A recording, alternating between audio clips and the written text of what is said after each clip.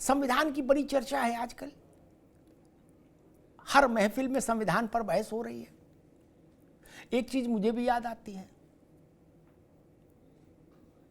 85 बार निर्वाचित सरकारें, जनमत से चुनी हुई सरकारें बर्खास्त हुई दिल्ली से।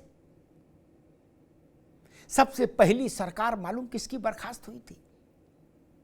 नंबूदरीपाद की, वामपंथियों की। आज वामपंथी भी इधर है, ठीक है,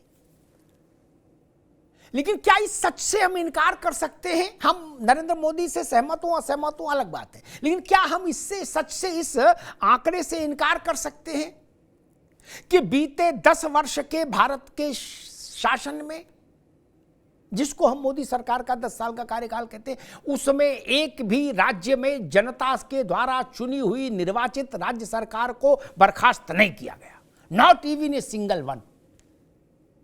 आशीष बाबू, ये छोटी बात है क्या? वरना हर साल 5-7 सरकारें बली हो जाती थी, हर 3 महीने पे एक सरकार जिवह हो जाती थी, जिवह।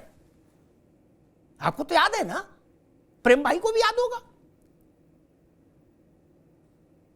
सबसे पहली तलवार तो वामपंथियों की सरकार पर चली थी।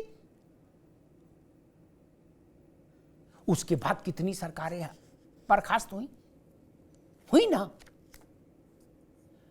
लेकिन यह भी सच है कि 10 वर्ष में कोई सरकार जनता के जनादेश को कुचलने की कोशिश दिल्ली से नहीं हुई कि कोई सरकार बर्खास्त कर दी, बोले हटाओ अब यहां राष्ट्रपति शासन चलेगा, नहीं। दूसरी एक बात, सेंगोल को अवमूल्यित करने की कोशिश तब हुई, वहां से शुरू हुई, जब इलाहाबाद के राजकीय संग्रहालय में इसका डिस्क्रिप्शन ये लिखा दिया गया कि ये वॉकिंग स्टिक है। इससे ज्यादा घृणित कोई बात हो सकती है क्या? क्या पंडित जी ने वॉकिंग स्टिक रिसीव की थी? पंडित जवाहरलाल नेहरू के कद के राजनेता ने भारत की स्वतंत्रता के सूर्योदय से पूर्व संध्या पर क्या एक वॉकिंग स्टिक ली थी, इतने विधि विधान के साथ? इसका डिस्क्रिप्शन लिख दिया गया, ये घूमने की छड़ी है। अरे 10-10 रुपया में मिलती है घूमने की छड़ी भाई। घूमने की छड़ी हाथ में लेने के लिए कोई जलूस होता है? उसके लिए कोई राजगोपालाचारी जैसा व्यक्ति लगाया जाता है? उसके लिए गांधी जी जैसे व्यक्ति इन्वॉल्व होते हैं? नहीं ना। घूमने की छड़ी तो वो किसी को बोल देते पंडित जी, एक नहीं 100 आ जाती।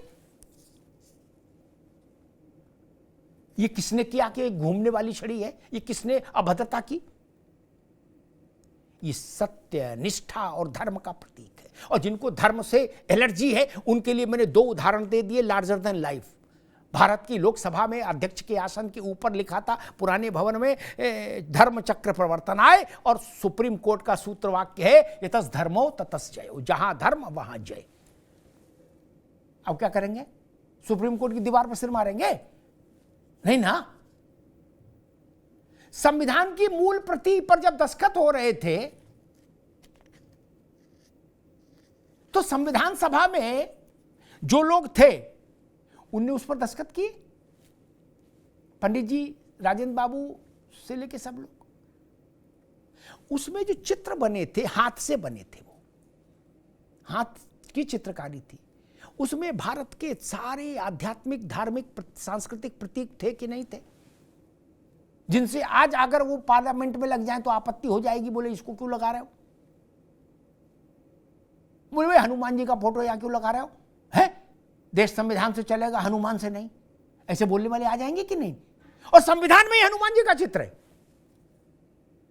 लेकिन अभी लग जाए तो आप कहोगे कि गजब है, देश हनुमान जी से चलेगा?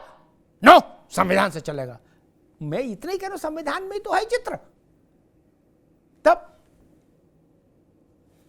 कहीं नेताजी सुभाष चंद्र बोस का इस उल्लेख आया, प्रेम भाई ने किया, हाँ याद आ गया। मैं उस बहस में नहीं जाऊंगा कि नेताजी और जवाहरलाल जी का रिश्ता क्या रहा, उसमें कैसे कैसे कहां कहां कटुता आई और कहां कहां, वो सब डॉक्यूमेंटेड है ना, हम बदल सकते ना आप। जवाहरलाल जी जब कांग्रेस के अध्यक्ष बने तो नेताजी की क्या टिप्पणी थी, मैं दोहराऊंगा नहीं, मुझे स्मरण में है, मुझे गूगल नहीं देखना, मैं इस टिप्पणी मेरे जहन में है, लेकिन मैं कहूंगा नहीं। मैं आज की बात कहता हूं,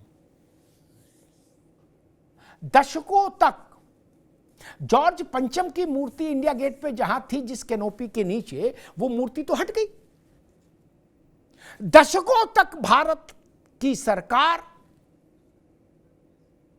ये साहस नहीं जुटा पाई, प्रेम भाई उसमें सबसे ज्यादा आपकी सरकार रही, कि इस कैनोपी में जहां जॉर्ज पंचम की मूर्ति लगी थी, आजाद भारत में नेताजी की मूर्ति लगाई, सुभाष चंद्र बोस की।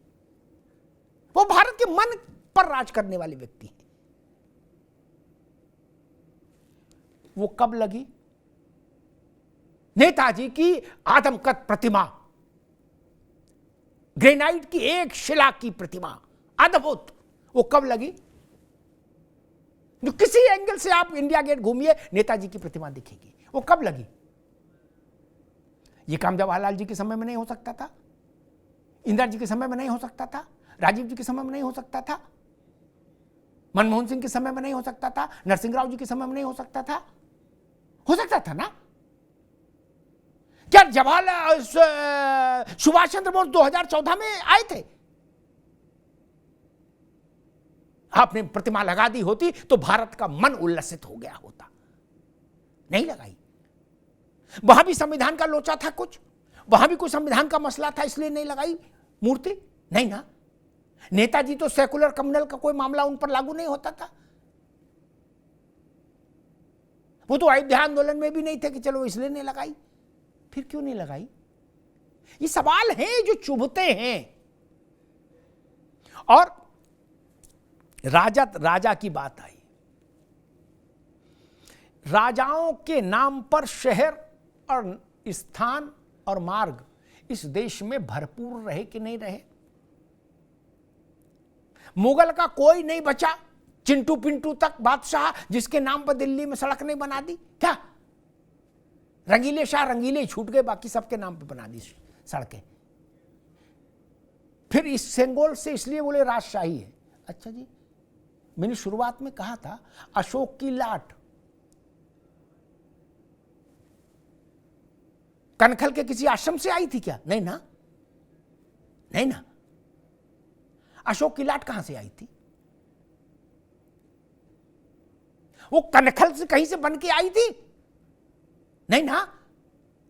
वो भारत के एक महान राजा की शासकीय मुद्रा थी, मोहर, जिसको भारत ने अपनी मोहर बना लिया। आशीष जी, इसका मतलब ये भी गलत हो गया, ये भी संविधान विरोधी हो गया क्या? जो आक्रांता थे, भारत में राज कर रहे थे, उनके गले में माला फूल, और चोल वंश के इस प्रतीक चिन्ह पर आपत्ति। बोले अकबर के नाम पर रहे मामला, ठीक है, औरंगजेब रोड ठीक है, हुमायूं रोड बोले ठीक है, बाबर रोड ठीक है। मैं तो दिल्ली में घूमता हूं, देखता हूं कोई मुगल बचे नहीं, सबके नाम पर भारत सरकार ने कुछ ना कुछ बना दिया, बोले जाओ आनंद लो। लेकिन भारत के महान साम्राज्य चोल वंश का यह प्रतीक चिन्ह, जो धर्म सत्य और निष्ठा का प्रतीक है, उस पर आपत्ति। इसको खूबसूरत बात के ढंग से भी रखा जा सकता था प्रेम भाई, कि सेंगोल लग गया, अच्छी बात है, एक संविधान की प्रति भी लग जाए तो बात बढ़ती नहीं। बड़े मन से बड़ी बात होनी चाहिए, छोटे मन से बड़ी बात नहीं होती। सेंगोल से भी करोड़ों लोगों की आस्था जुड़ी है, मन जुड़ा है, उससे बचना चाहिए। ऐसा टकराव क्यों? लोकतंत्र तो टकराव से बचने का रास्ता है, सहमति का, संवाद का रास्ता है, टकराव का नहीं कि ये हटाओ और ये लगाओ।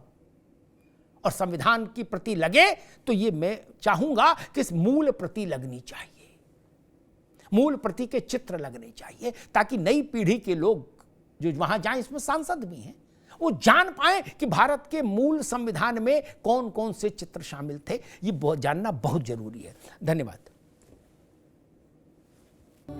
Where the software engineer meets the cool UI UX designer, meets the gifted content writer. To create the big dream, the world comes together at Sharda University. So where are you? मुझे लगता है कि सेंगोल पर कोई टिप्पणी करने से पहले, कोई विवाद खड़ा करने से पहले ये जरूर सोचना चाहिए कि इस महान प्रतीक को इस देश के प्रथम प्रधानमंत्री और एक बहुत बड़े कद के राजनेता पंडित जवाहरलाल नेहरू ने विधि विधान के साथ, अनुष्ठान के साथ स्वीकार किया था। उस मर्यादा का ध्यान रखिए। जो लोग आज सेंगोल पर आपत्ति जता रहे हैं वो लोग जवाहरलाल नेहरू, परोक्ष रूप से क्या जवाहरलाल नेहरू को भी कटघरे में खड़ा करना चाहते हैं? इसीलिए मैंने कहा यतस धर्मो ततस जयो। अगर ये सुप्रीम कोर्ट का सूत्र वाक्य हो सकता है तो सेंगोल लोकसभा में क्यों नहीं हो सकता? अगर स्पीकर के आसन के ऊपर पुराने संसद के भवन में लिखा हो सकता है धर्मचक्र प्रवर्तनाय, तो सेंगोल लोकसभा में क्यों नहीं हो सकता? ये विवाद का विषय नहीं, ये आनंद का विषय है, समाधान का विषय है। धन्यवाद।